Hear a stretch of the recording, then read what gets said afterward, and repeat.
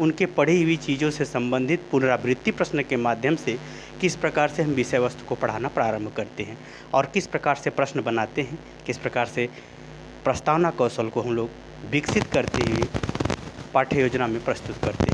आइए देखते हैं। जैसे इसमें अगर हम देखा जाए, अगर आपको पृथ्वी वाली टॉपिक पढ़ाना है, पृथ्वी के बारे में टॉपिक क्या करना है, आपको पढ़ाना है क्लास में। पृथ्वी के बारे में, चाहे पृथ्वी के संबंध में जल जीव हो या पृथ्वी से पर्यावरण से संबंधित कोई चीज़ें हो, मतलब पृथ्वी से ही रिलेटेड कोई चीज़ आपको पढ़ानी है क्लास में, कोई भी टॉपिक है। और यह जो पृथ्वी संबंधित टॉपिक है, ये कक्षा 8 की मान लीजिए टॉपिक है, हमारी पृथ्वी, ऐसा ही मान लीजिए कोई टॉपिक हो और आपको पढ़ाना है क्लास में। तो आप अगर प्रस्तावना कौशल को प्रश्न के माध्यम से निकालते हो तो कैसे निकालोगे? तो अगर हम पहले इसको आप समझ लीजिए, फिर इसके बनाने की कला आपको बताता हूँ। तो आप प्रश्न जा कर के, जैसे क्लास में आप जैसे ही घुसेंगे तो बच्चे खड़े हो जाएंगे, उन्हें आप बैठा देंगे, शांत करा करके उनसे प्रश्न पूछना शुरू करेंगे। और ऐसा प्रश्न पूछें, इस तरह से प्रश्न आप पूछें कि 2-3 प्रश्न या 4 प्रश्न के बाद हमारा पृथ्वी से संबंधित बातें बताने के लिए या पृथ्वी से संबंधित जानकारी को क्लास में प्रस्तुत करने का आधार बन जाए। तो मान लीजिए आप जाते हैं क्लास में, बच्चों को शांत कराते हैं और कक्षा में किसी बालक से पूछते हैं कि राजा दशरथ जी के बड़े पुत्र का क्या नाम था। तो निश्चित रूप से इस व्यवहारिक चीज़ें हैं, पूछेंगे तो बालक उत्तर दे ही देगा, श्री रामचंद्र जी।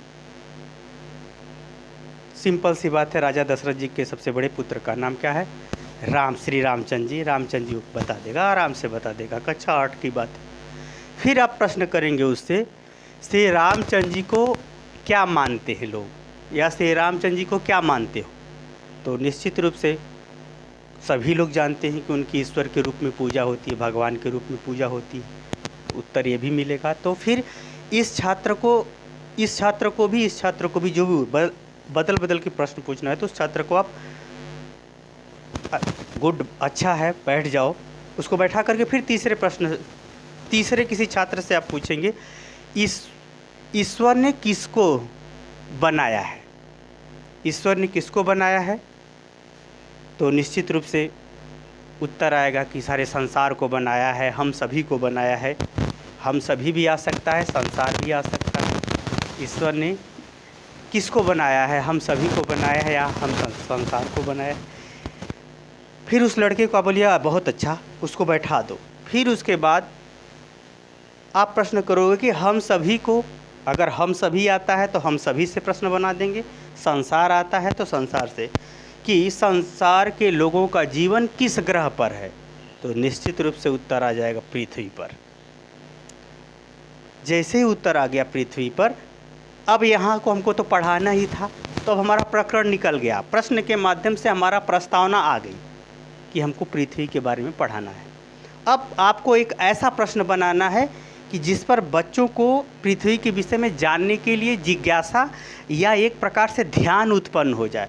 तो 5वां प्रश्न हम किसी लड़के से करेंगे कि पृथ्वी के बारे में क्या जानते हो? अब वो मौन हो जाएगा, चुप हो जाएगा बच्चा। अब ये समस्यात्मक प्रश्न बन गया।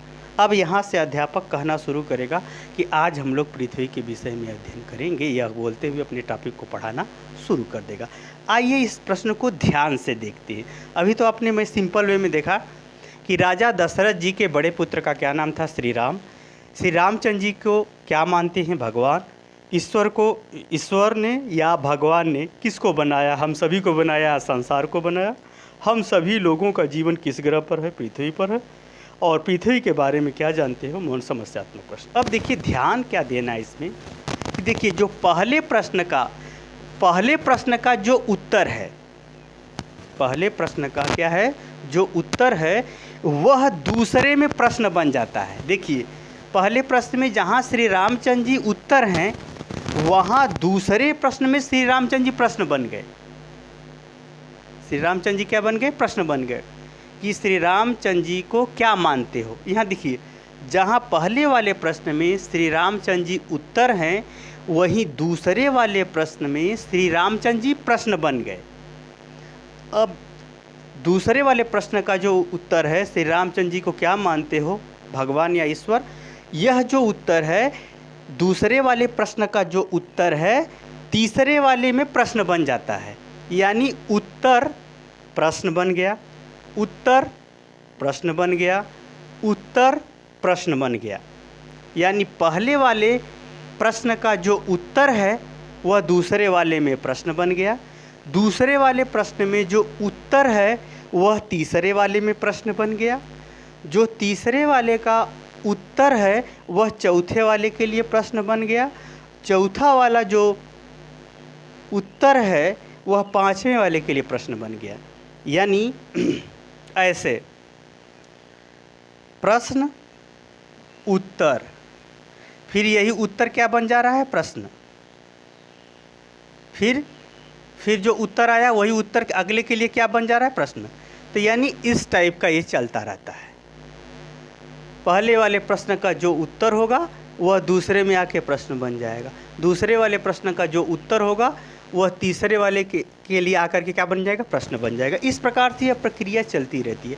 तो ऐसा रिलेट करके प्रश्न करना है जो एक दूसरे से जुड़ा हुआ हो, एक दूसरे से संबंधित हो, और बालकों की पूर्व ज्ञान से संबंधित हो या व्यवहारिक ज्ञान से संबंधित हो, तब जा कर के आपका प्रस्तावना कौशल या प्रस्तावना प्रभावशाली होगी, अच्छी होगी, व्यवस्थित होगी। देखिए यहाँ पर सभी प्रश्न एक दूसरे से जुड़े हुए हैं, सभी प्रश्न एक दूसरे से जुड़े हुए हैं।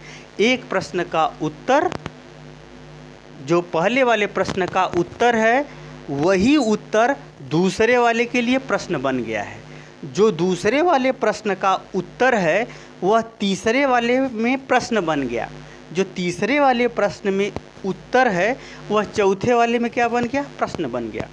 इस प्रकार से 3 प्रश्न या 4 प्रश्न बनाते हुए हमको टॉपिक तक पहुंचना होता है। ऐसा ही जो कौशल होता है उसी को कहते हैं प्रस्तावना कौशल। कौन से प्रस्तावना कौशल? प्रश्न के माध्यम से प्रस्तावना कौशल कहते हैं। उसी को क्या कहते हैं? प्रश्न के माध्यम से प्रस्तावना कौशल कहते हैं।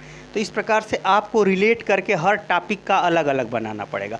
जब इस तरह से नहीं बन पाता है या आप अभ्यास नहीं करोगे तो नहीं बना पाओगे। देखिए इसमें जो मैंने बताया आपको अभ्यास करना होगा। आप इसे समझ गए तो अभ्यास करो। एकदम ऐसे सॉलिड क्वेश्चन बनाओ कि उसका 2-3 अर्थ न निकले, एक ही अर्थ निकले, सटीक उत्तर मिले। इसमें देखिए कहीं भी 2 उत्तर नहीं दे सकता है। दो उत्तर देगा तो पर्यायवाची होगा, न कि दूसरा उत्तर होगा। देखिए यहाँ पर श्री रामचंद्र जी के बड़े पुत्र का नाम क्या है? श्री राम। दशरथ जी के सबसे बड़े पुत्र का नाम क्या है? श्री राम। एक ही उत्तर होगा। श्री रामचंद्र जी को क्या मानते हो? भगवान। एक ही उत्तर होगा। चाहे वो तेज विद्यार्थी हो चाहे कमज़ोर विद्यार्थी, से कोई फ़र्क पड़ने वाला नहीं।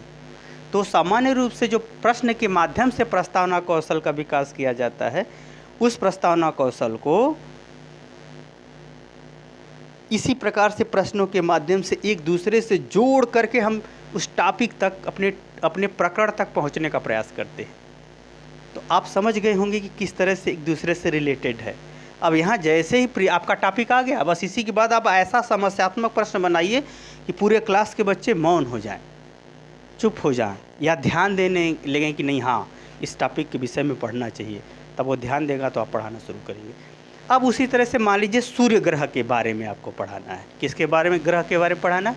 सूर्य के बारे में, सौर ऊर्जा के बारे में मान लीजिए पढ़ाना है, या सूर्य ग्रह के बारे में आपको पढ़ाना है, या सूर्य से रिलेटेड अन्य ताराओं के बारे में, या कुछ इसी तरह से कुछ पढ़ाना है, सूर्य से रिलेटेड बातें।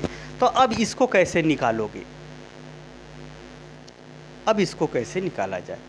अगर इसका हम बात करें तो 3 प्रश्न 4 प्रश्न तक बनाइए कि जहाँ पर तीसरे प्रश्न में या चौथे प्रश्न में सूर्य भगवान आ जाए, बस वहाँ से हम पढ़ाना शुरू कर दें। जैसे अगर प्रश्न बनाए, देखिए एक बात का ध्यान रखिएगा, अगर प्रश्न आपको इस तरह से बनाना है तो उल्टा बनाइए, लेकिन पूछना है तो सीधा पूछिए। जैसे इसको देखिए ध्यान से, प्रश्न पूछना है तो आप सीधा पूछेंगे 1 2 3 4 5 तक सीधा प्रश्न। लेकिन अगर इसको बनाना है आपको कॉपी पर या अभ्यास करके सीखना है तो उल्टा बनाइए। कैसे? पहले हमको क्या पढ़ाना है? पृथ्वी के बारे में। तो पहले हम ये प्रश्न बनाएंगे, कि हम सभी लोगों का जीवन किस ग्रह पर है? पृथ्वी पर। तो पहले हम कौन सा क्वेश्चन बनाएंगे? चौथा क्वेश्चन बनाए। अब हमको ऐसा प्रश्न बनाना है कि जिसमें हम सभी लोग क्या है, उत्तर हो जाए। तो देखिए, ईश्वर ने किसको बनाया? हम सभी को बनाया। अब हम चौथे प्रश्न के बाद तीसरा प्रश्न बनाएंगे। अब हम फिर कोई ऐसा प्रश्न बनाएं कि जो तीसरे का उत्तर हो जाए। देखिए, श्री रामचंद्र जी को क्या मानते हैं? ईश्वर, भगवान। फिर इसके बाद कोई ऐसा प्रश्न बनाएंगे कि जो दूसरे वाले का उत्तर हो जाए। राजा दशरथ जी को के बड़े पुत्र का क्या नाम है? श्री राम। बनाओ या अभ्यास करो या प्रस्तावना कौशल को आपको अपने अंदर डेवलप करना है, तो तीसरे प्रश्न से या चौथे प्रश्न से पहले प्रश्न तक पहुंचने का प्रयास करो। लेकिन जब आपको लिखना होगा तो 1 2 3 इस तरह से क्रम में लिखेंगे। पूछना होगा तो इसी क्रम में पूछेंगे। ये आपको मात्र इस प्रकार के कौशल को बनाने की बात मैंने बताई आपको। लिखना होगा तो इसी तरह से लिखना होगा। अब चलते हैं इस तरह से, उदाहरण समझिए। जैसे सूर्य के बारे में आपको पढ़ाना है। अब हमको कुछ लिखे तो है नहीं, तो हमको प्रश्न बनाना है। तो हम पहले सूर्य के बारे में ही पढ़ा था। अब हम सीधी से बात करेंगे, दिन को कौन प्रकाशित करता है? दिन को कौन प्रकाशित करता है? तो निश्चित रूप से बच्चा उत्तर देगा सूर्य। तो क्या जा कर के ये पहले पूछेंगे बच्चों से? नहीं, अभी हम अपना लेसन प्लान तैयार कर रहे हैं। अब हम ऐसा प्रश्न बनाएं कि जिसका उत्तर आ जाए दिन। तो रात के बाद क्या आता है? रात के बाद क्या आता है? तो निश्चित रूप से बच्चा उत्तर देगा दिन आएगा। रात के बाद क्या आता है? दिन। दिन को कौन प्रकाशित करता है? सूर्य। अब तो हमारा 2 ठो काम बन गया। अब ऐसा कोई प्रश्न बनाए जिसका उत्तर रात हो जाए। तो हम सब कब सोते हैं? हम सब कब सोते हैं? तो क्या वो उत्तर मिलेगा? रात। हम सब कब सोते हैं? रात को। रात के बाद क्या आता है? दिन। देखिए, अब हम रात के बाद क्या आता है? दिन। दिन को कौन प्रकाशित करता है? सूर्य। सूर्य क्या है? नहीं, सूर्य ऐसा सूर्य के बारे में तो पढ़ाना ही है। तो सूर्य का तात्पर्य क्या है? तात्पर्य। तो ये मौन हो जाएंगे, समस्यात्मक प्रश्न हो जाएगा। देखिए, अब बन गया हमारा। इसमें तो 4 में बन गया। कम से कम 4 प्रश्न तो होने ही चाहिए। 4 5 6 इस तरह से प्रश्नों में हम प्रकरण तक पहुंच जाए। हमने बनाते समय देखे कैसे बनाया। पहले मैंने इसी को निकाला कि हमारा ये टॉपिक है। तो दिन को कौन प्रकाशित करता है? सूर्य। दिन में प्रकाश कहाँ से आता है? सूर्य से आता है। रात के बाद क्या आती है? दिन। और दिन आया। अब हमने अगला प्रश्न बनाया, हम सब कब सोते हैं? रात को। अब देखिए ध्यान से, इस तरह से लिखेंगे तो इस क्रम से लिखेंगे, लेकिन बनाएंगे तो इस क्रम से, पहले सूर्य वाला, फिर रात, फिर हम सब। यानी बनाएंगे तो उल्टा, यानी अभ्यास करना है या आपको समझ करके कोई टॉपिक का इस तरह से प्रश्न के माध्यम से प्रस्तावना तैयार करना है तो बनाइए, अभ्यास कीजिए उल्टा, लेकिन लिखिए सीधा, पूछिए सीधा। अब हम प्रश्न जाएंगे क्लास में तो ऐसे पूछेंगे, हम सब कब सोते हैं? तो बच्चा निश्चित रूप से उत्तर देगा रात को सोते हैं। दूसरे बालक से पूछेंगे फिर रात के बाद क्या आता है? तो उसने बोलेगा दिन। फिर बालक से पूछेगा दिन में प्रकाश, दिन को कहाँ से प्रकाश मिलता है? सूर्य से प्रकाश मिलता है। आ गया तीन बालक से पूछ लिए। फिर चौथे किसी बालक से हमने पूछ लिया कि सूर्य का क्या तात्पर्य है? अब चुप हो जाएगा, क्योंकि अब व्याख्यात्मक ये प्रश्न हो गया और समस्यात्मक भी हो गया, तो मौन हो जाएगा क्योंकि उसके स्तर से एक कठिन प्रश्न है। तब वहाँ से आप पढ़ाना शुरू करेंगे। देखिए, ध्यान रखिएगा इसमें कि पहले वाले प्रश्न का जो उत्तर है वही दूसरे वाले में प्रश्न बनता है, दूसरे वाले प्रश्न में जो उत्तर है वह तीसरे वाले में प्रश्न बनता है, तीसरे वाले प्रश्न में जो उत्तर है वह जो है अगले वाले प्रश्न के लिए समस्यात्मक प्रश्न या अन्य प्रश्न के रूप में वह उत्तर के रूप में बन जाता है। इस क्रम से बनता रहता है। इस वीडियो को आप 2-3 बार ध्यान से अगर आप देखेंगे, समझाई हुई बात को समझेंगे तो यह कला आपको समझ में आ जाएगी। प्रश्न अगर इस प्रस्तावना कौशल आपको सीखना है या बनाना है तो पहले इसी जगह से उठाओ। पहले जो टॉपिक है पहले उसी को निकालो, फिर उसके बाद ऐसा प्रश्न बनाओ कि जो इस वाले प्रश्न का उत्तर बन जाए। फिर ऐसा प्रश्न बनाओ कि इस वाले प्रश्न का उत्तर बन जाए। ऐसा प्रश्न बनाओ कि इस वाले प्रश्न का ये उत्तर बन जाए। इस प्रकार से जेड आकार के रूप में चलता रहता है। जेड के आकार के रूप में चलता रहता है। देखिए यहाँ का प्रश्न जो उत्तर बना, यहाँ प्रश्न बना, यहाँ उत्तर जो है वो प्रश्न बना, फिर ये यहाँ का जो उत्तर है वो प्रश्न बना, फिर यहाँ का जो उत्तर है वो समस्यात्मक प्रश्न बना। इस प्रकार से यह चलता रहता है। अब इसी तरह से हर विषय में आपको अभ्यास करना होगा। जो आपका ग्रेजुएशन में विषय हो, जिस पर आप पढ़ाएंगे क्लास में, उसको आपको तैयार करना होगा। तो यह बातें समझ में आ गई हों तो इस पर अभ्यास करते रहिए, ताकि आपको और उस पर आपका अपना नियंत्रण, अपना कमांड हो। इसमें अनावश्यक लंबा प्रश्न न बनाइएगा। सॉलिड उत्तर वाले प्रश्न, सॉलिड शब्द हों, ऐसा प्रश्न बनाइएगा। तो मुझे उम्मीद है मेरे द्वारा समझाई गई चीज़ आप समझ गए होंगे। समझ गए तो कमेंट बॉक्स में ज़रूर बताइए। साथ ही मेरे चैनल को लाइक और सब्सक्राइब कीजिए। हरिओम।